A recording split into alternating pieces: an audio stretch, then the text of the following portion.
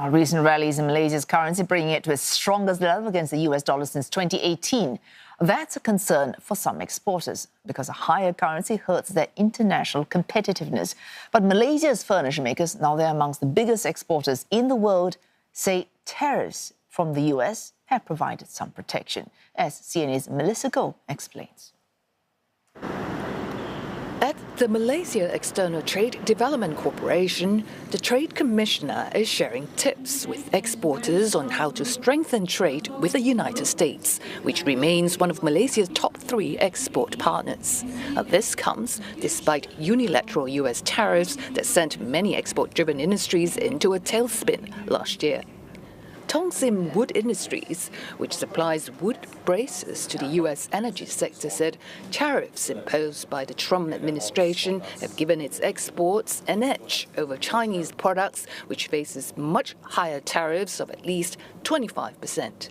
China is still the biggest competitor, but I think we have a good chance in the coming years, as long as we have the advantage on the tariff to compete in the U.S. market.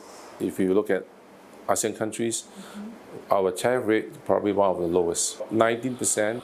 He said even the ringgit's recent strength has not affected its bottom line due to Malaysia's relatively low production costs, from raw materials to labour.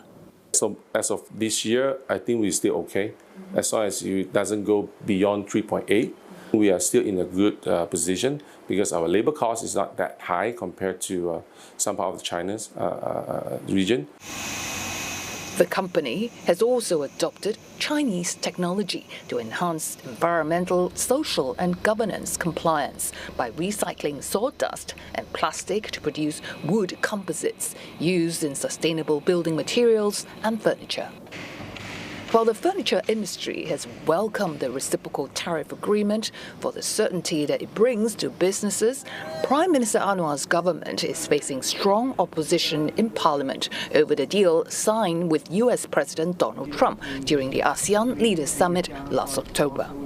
Kerajaan sedang meneliti semula intipati bagi memastikan kepentingan ekonomi negara terpelihara. Tumpuan khusus akan diberikan kepada kesan ekspor negara kepada Amerika Syarikat yang bernilai 233.1 bilion dan kelangsungan perniagaan, perlindungan dan pekerjaan yang dianggarkan 648,000.